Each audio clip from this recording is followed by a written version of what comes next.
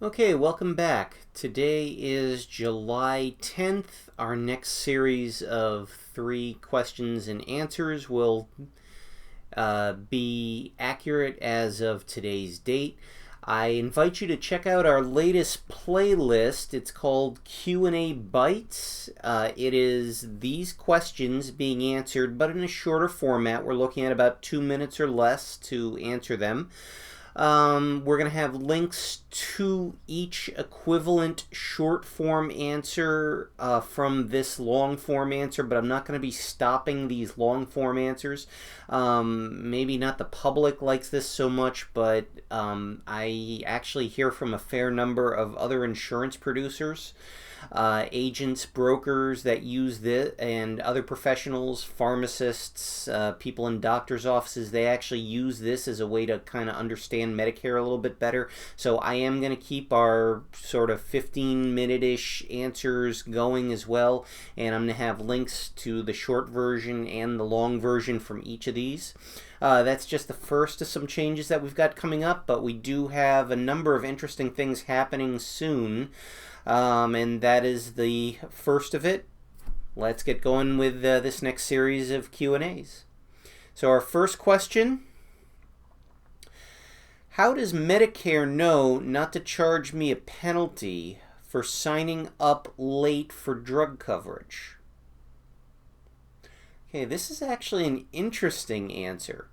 So,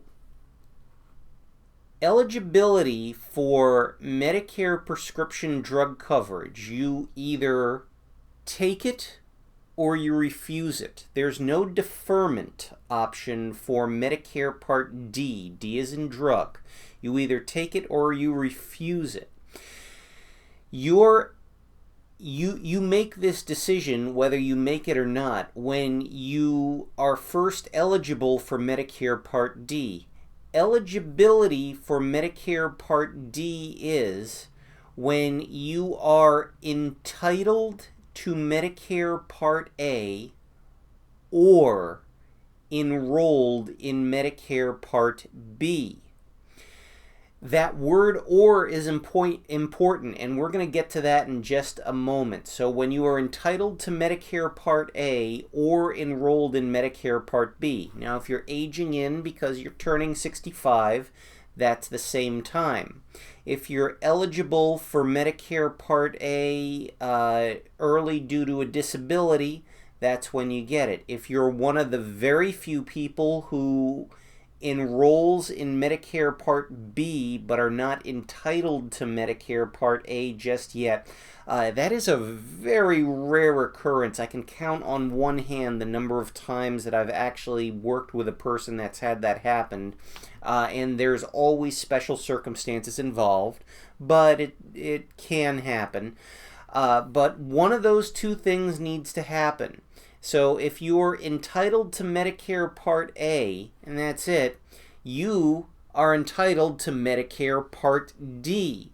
Now, who is the person most likely to be entitled to Medicare Part A but not need a drug plan or take Medicare Part B, as in boy, therefore and also not taking Medicare Part D, as in drug?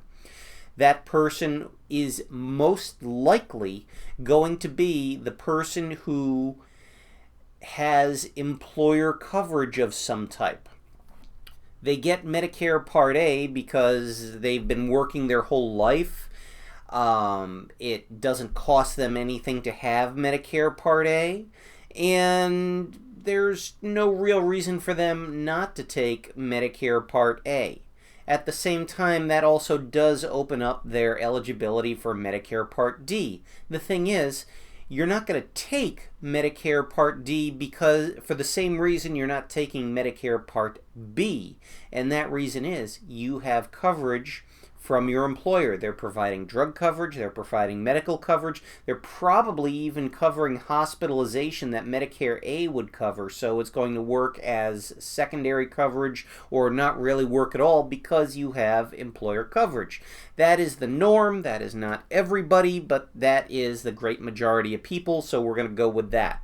And we're just using this as an example. So, to get to the question, how does Medicare know not to charge you a penalty? Usually that goes along with the fact that you've got employer coverage. Well, if you have Medicare doesn't actually know not to charge you a penalty. Penalties don't come into play until you apply for Medicare Part D.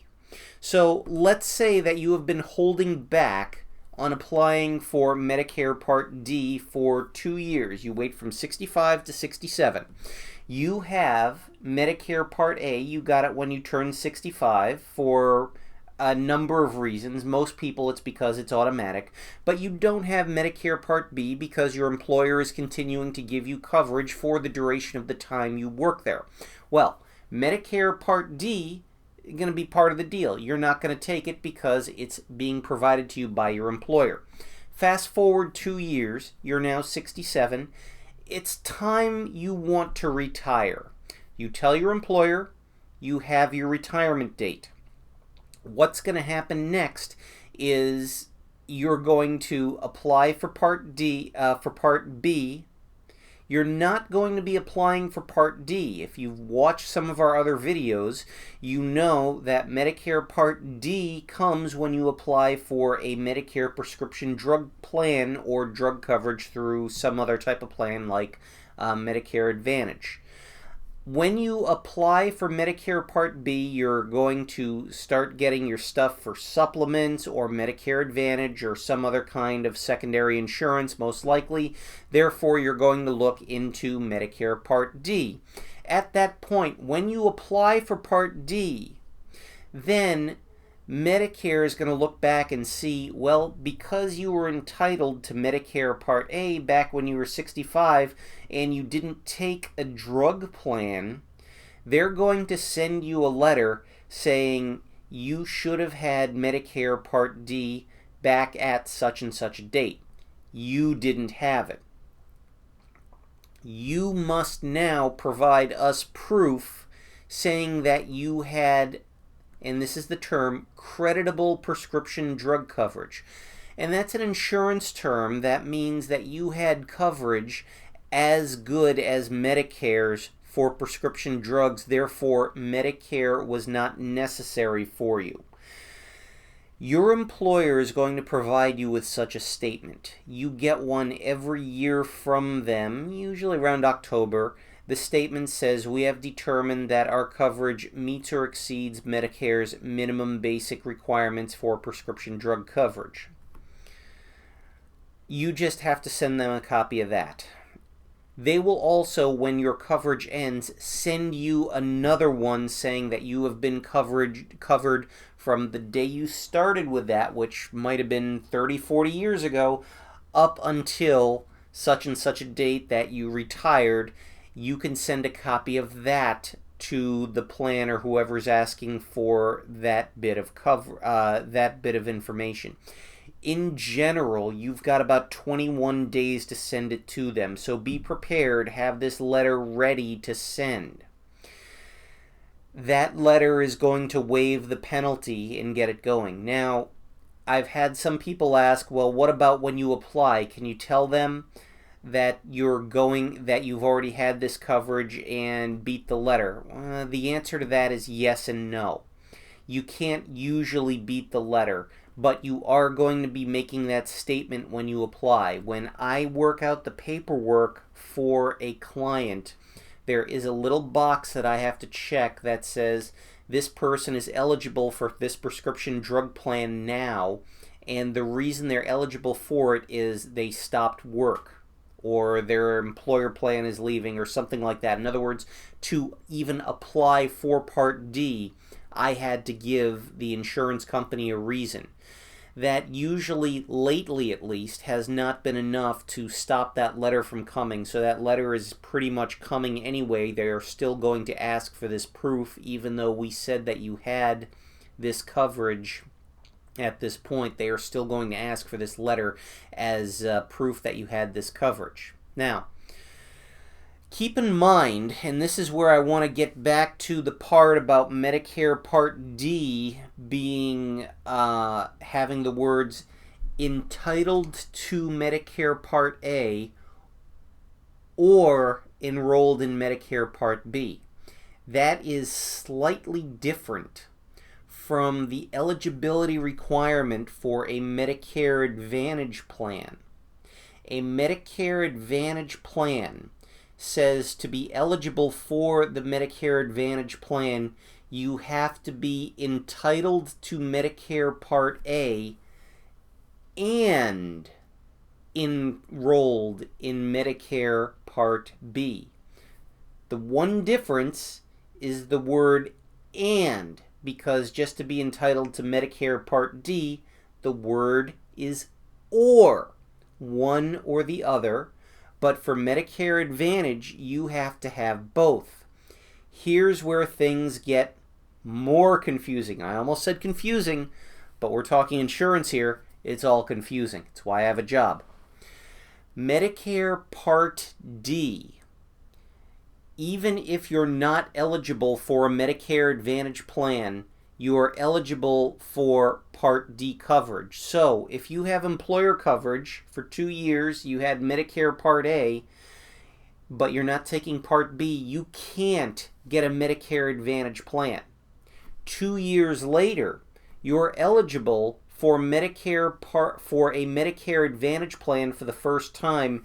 You are still going to trip the letter to come to you saying that you need to have proof, or you're going to get penalized, that you had Part D coverage already, even if you apply for a Medicare Advantage plan with prescription coverage. Even if you had no ability to get that plan 2 years earlier, you still had Medicare Part D's eligibility, so you still have to make sure that you have that letter even if you're applying for a Medicare Advantage plan.